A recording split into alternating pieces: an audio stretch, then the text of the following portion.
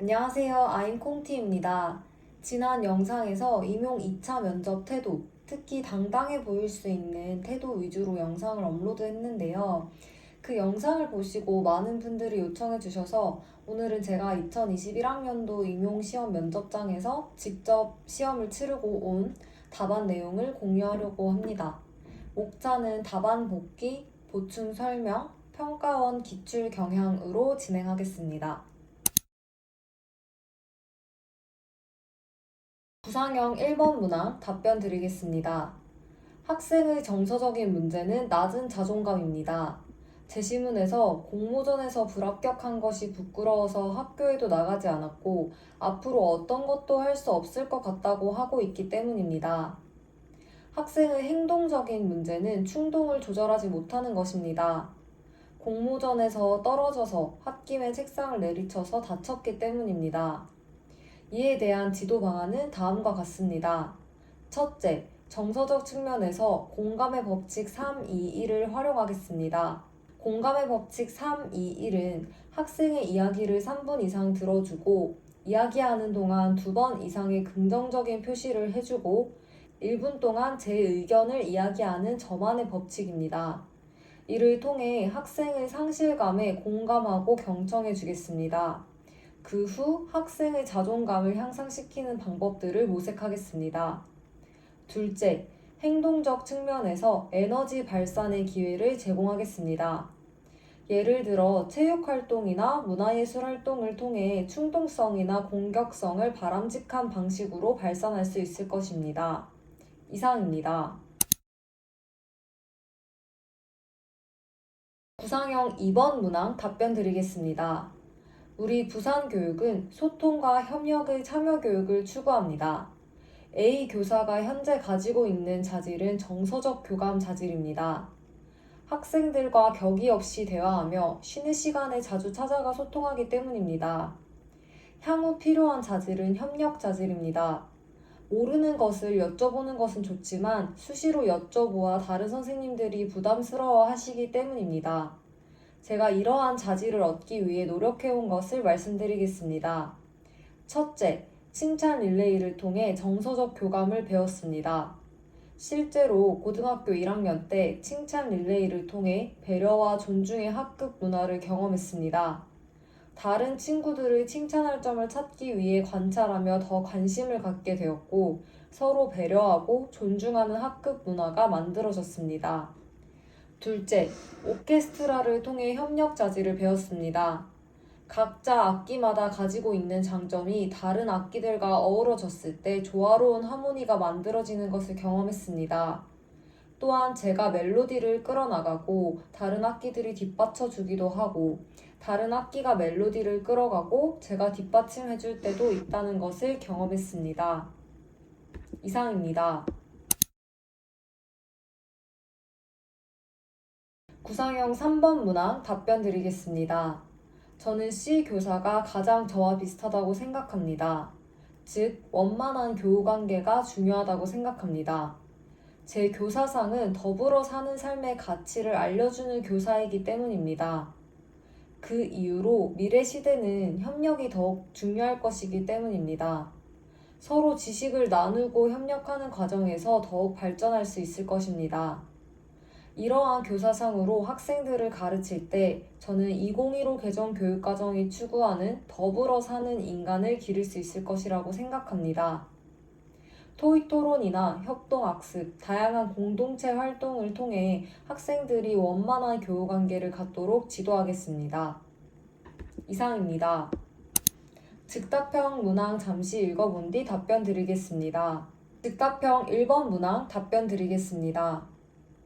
업무에 지장이 생겼기 때문입니다.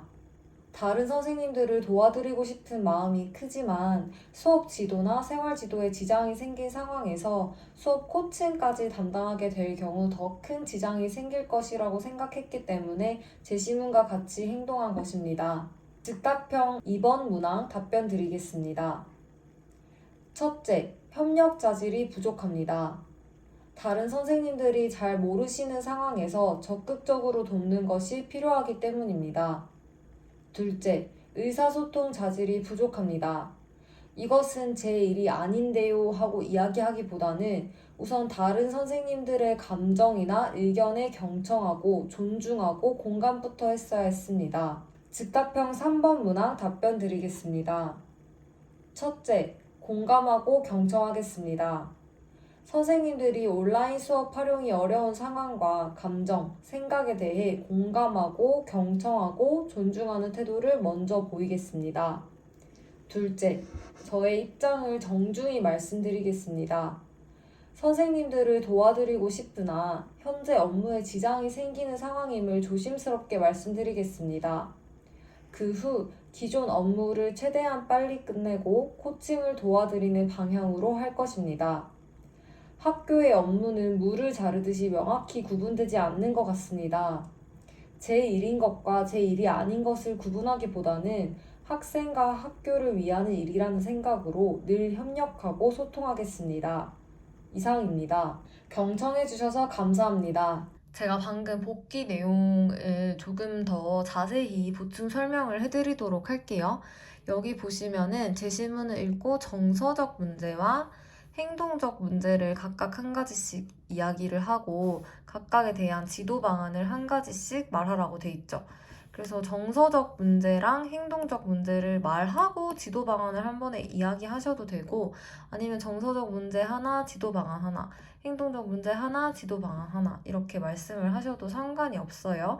대신에 이렇게 물어보는 것들을 내가 빠짐없이 다 이야기했다라는 것을 명확하게 머릿속에 남겨드리기 위해서 좀 구체적인 표지어를 사용하시는 거를 저는 추천드려요.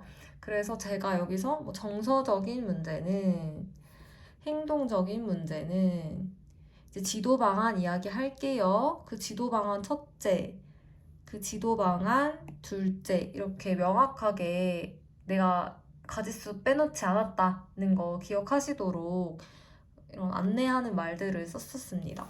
그리고 이렇게 제시문이 나오는 문제 같은 경우는 답안에서 제시문을 활용을 해서 근거로 사용하시는 게 좋아요. 그래야 더 풍부하기도 하고 이 제시문을 보고 내가 판단한 문제들이니까 당연히 그 제시문이 그 근거로 드러나야겠죠?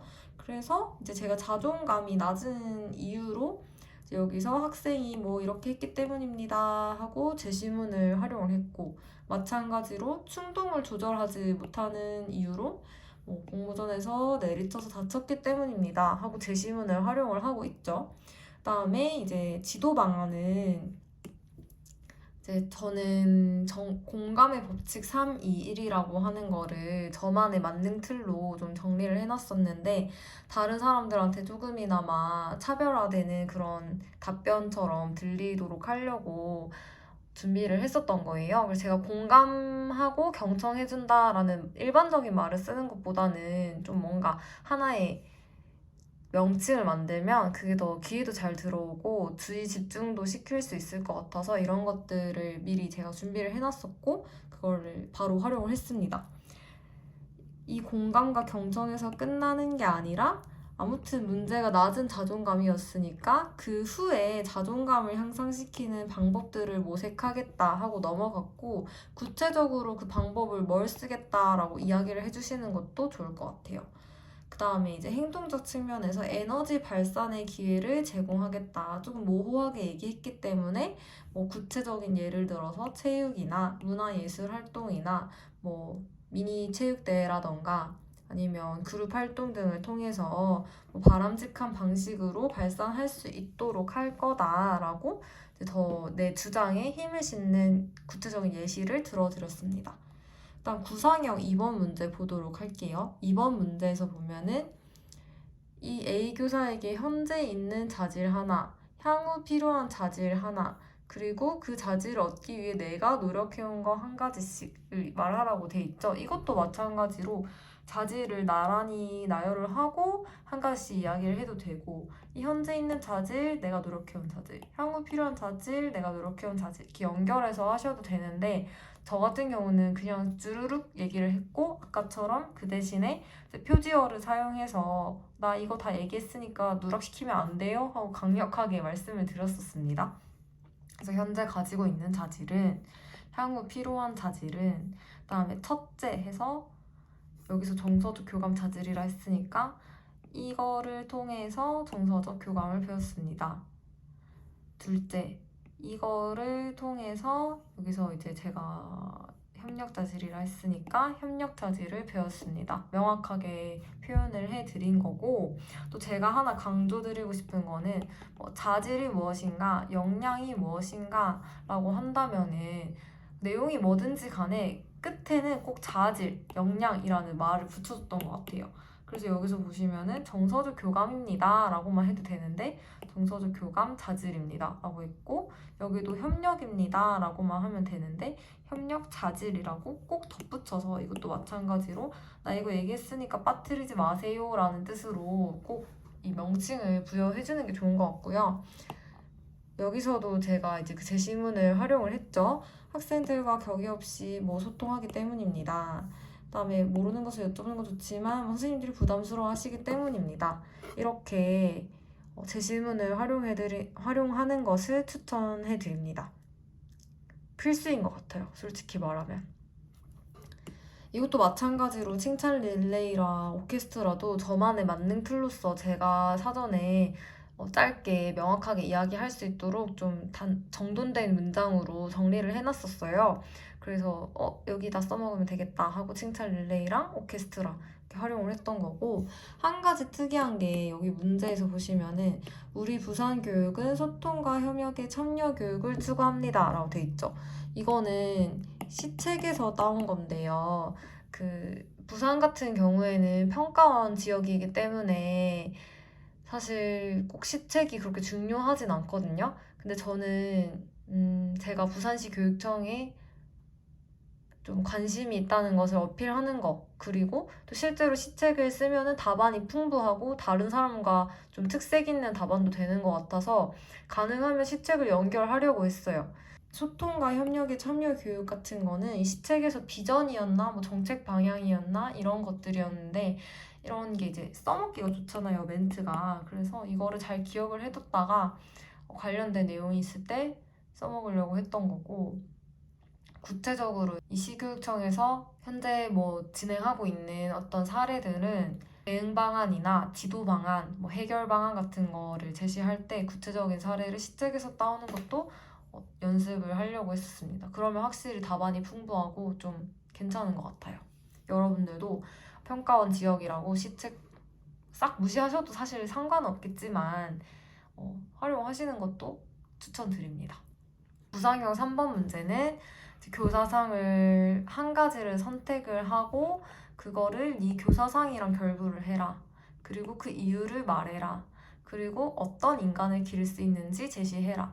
이게 소가로 문제가 있는 거잖아요. 근데 여기서 보면은 가지수가 소가로가 3개라고 3개만 묻는 게 아니라 총 4개를 묻는 거죠.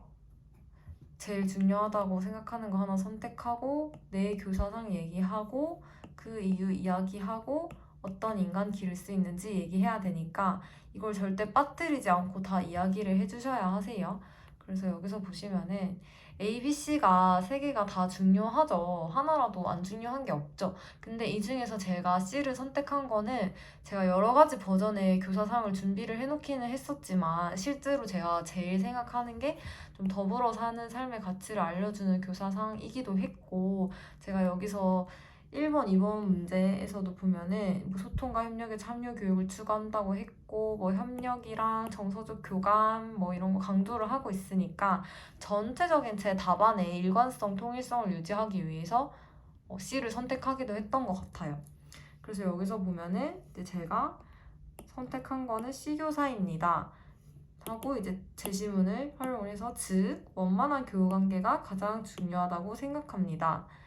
그리고 내 교사상이랑 결부하라고 했으니까 내 교사상은 더불어 사는 삶의 가치를 알려주는 교사다 하고 이제 그 이유를 이야기하라 했으니까 그 이유는 협력이 더욱더 중요할 건데 서로 지식을 나누고 협력하는 과정에서 발전할 수 있을 것이기 때문입니다 라고 이야기를 하고 있죠. 사실 이거를 제가 4차 산업혁명이라는 말을 할까 말까 하다가 4차 산업혁명이라는 말을 안 해도 지식을 나누고 협력한다고 말하면은 다들 아실 것 같아가지고 그냥 따로 말은 안 하고 넘어갔었어요.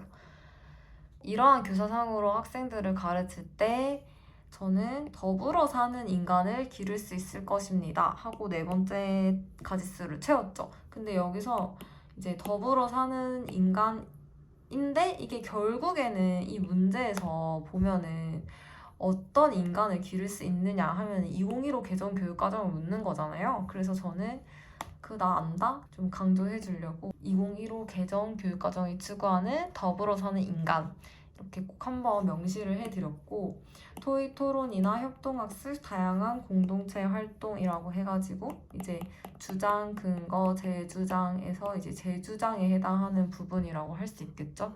좀 더 구체적인 예시나 기타를 들면서 제 주장에 쐐기를 박는 방식으로 대답을 했습니다. 마지막 즉답형 문제는요. 실제로 시험장에 가시면은 그 구상실에서 이까지 보실 수 있어요. 여기까지, 이 네모까지 그 시험지에 나와 있고 이 네모를 여러분들이 보면서 메모를 해놓으시는 게 좋아요. 아무래도 생각을 너무 오래 하면은 좀 별로 좋지 않게 볼 수도 있으니까 이거를 읽고 아 김교사가 나왔네. 그러면 김교사한테 뭐 장점이나 단점 혹은 뭐 역량이 좋은 거 좀 안 좋은 거 그다음에 지금 무슨 문제 상황인지 이렇게 몇 개를 요약을 해놓는 거예요. 요약을 해놓고 사실 평가 문제가 매년 비슷비슷하게 나오니까 아 대충 뭐 이런 거 물어보겠네 하는 걸 간단하게나마 생각을 해놓고 들어가시는 게 좋아요. 그래서 행동의 이유를 김 교사 입장에서 설명을 하고 완전히 비판도 한번 해보고 그러면 나는 김 교사로서 어떻게 대처하겠는가 이거를 묻는 문제잖아요. 그래서 행동의 이유는 이제 내가 나름대로 생각을 한 거를 두 가지식으로 얘기를 해주고 그 다음 부분은 마찬가지로 제시문에서 활용을 해줬고요. 교직 윤리에서 비판해라고 할 때 여기도 마찬가지로 제가 굳이 얘네가 자질을 묻지는 않았지만 자질이라고 해서 뭔가 좀 더 확실하게 표시를 해드렸고 여기서도 협력이 부족하고 의사소통이 부족하다. 제시문을 활용하고 또 제시문을 활용을 했다 하고 뭐 경청하고 존중부터 먼저 했어야 했다 하고 이제 비판을 한 거죠. 그리고 이제 내 대처 방안으로 했어야 했으니까 나 같으면은 공감하고 경청을 하겠다. 그리고 뭐 내 입장을 정중히 말씀드리겠다라고 한 거죠. 여기서도 마찬가지로 즉답형 문제는 가지수를 딱히 요구를 하지는 않기도 해요. 근데 이제 제가 여기서 보시면 첫째, 둘째에서 총 두 가지를 얘기하고 밑에서도 첫째, 둘째에서 총 두 가지를 얘기하고 있는 게 보이시죠? 제가 즉답형 문제 같은 경우는 가지수가 딱히 없어도 두 개 이상은 만들려고 한 게 여기 앞에서도 보면은 한 가지씩 말하고 이게 총 네 가지를 묻는 거고 이것도 총 네 가지를 묻는 거고 이것도 총 네 가지를 묻는 거니까 다 통일성 있게 해주려고 2+2 이상은 꼭 이야기를 해주려고 했던 것 같아요. 네, 그래서 여기서 보면은 이제 대처 방안으로 두 가지식으로 공감하고 경청하겠습니다. 하고 뭐 먼저 그 선생님들의 태도에 대해서 이렇게 존중을 하겠다. 그 다음에 내 입장을 정중히 말씀드리겠다. 근데 여기서 중요한 게 저 너무 힘들어요 하고 끝낼 게 아니라 그 앞에 면접관님들이 다 관리자분들이시니까 좀 그 들으시기에 좀 너무 어긋나는 발언을 하는 것보다는 좀 좋아하실 만한 답안을 하는 게 좀 필요하기도 한 것 같아요. 그래서 선생님들 도와드리고 싶지만 지금이 조금 지장이 생기니까 얼른 끝내고 도와드리겠다. 근데 일단 지금은 조금 어렵다 하고 정중히 말씀을 드리는 거죠. 대신에 지금 어려우니까 못하겠다 하고 끝이 아니라 얼른 끝내고 도와드릴게요. 이런 식으로 대답을 하시는 게 약간 즉답형 문제에서는 좀 필요한 것 같아요. 그리고 제가 제일 강조드리고 싶은 게 맨 마지막 건데요.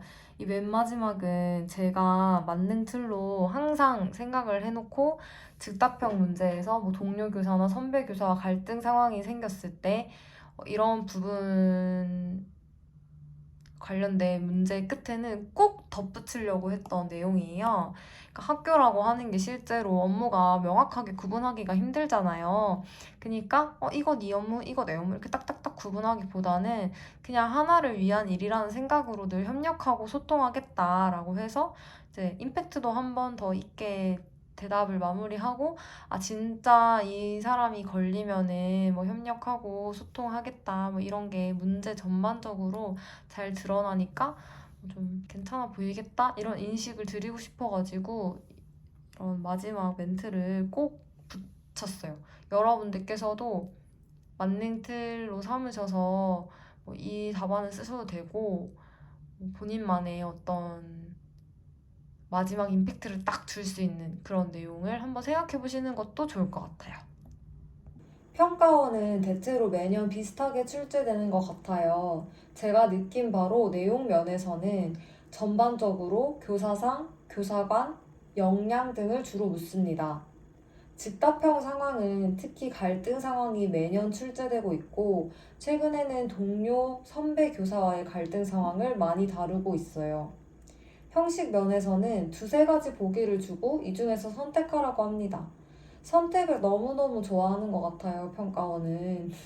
근데 구상형 문제에 있는 선택지는 뭘 선택해도 다 일리가 있어서 괜찮은데, 즉답형 문제에 있는 선택지는 그것도 마찬가지긴 한데 조금 당황스러운 부분이 있습니다.